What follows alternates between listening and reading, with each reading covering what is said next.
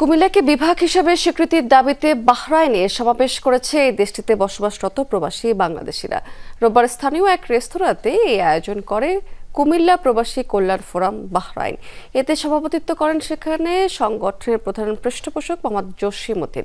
পরিচালনা করেন আখতারুজ্জামান সরকার, ফিরোজ আলম কিরণ এবং জাহাঙ্গীর আলম। শুভেচ্ছা বক্তব্য রাখেন সেখানে কুমিল্লা প্রবাসী কল্যাণ ফোরামের সাধারণ সম্পাদক আনিসুর রহমান। প্রধান অতিথি হিসেবে সেখানে ছিলেন বিশিষ্ট ব্যবসায়ী আইনুল হক সরকার। গেস্ট অফ অনার হিসেবে ছিলেন আকবর হোসেন কোচি।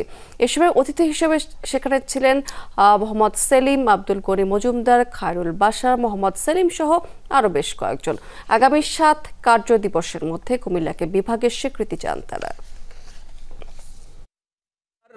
পক্ষ থেকে কুমিল্লাকে বিভাগের জন্য আমাদের এই প্রাণের দাবি বর্তমান সরকারের কাছে প্রাণ ভরে দাবি করে যাচ্ছি।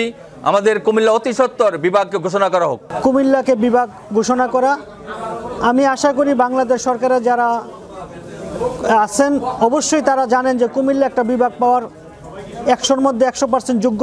কুমিল্লা প্রবাসী কল্যাণ ফোরামের আয়োজনে আজকের এই সমাবেশ থেকে আমরা কুমিল্লাকে বিভাগ হিসাবে দাবি করছি এবং সেটা আমাদের প্রাণের দাবি।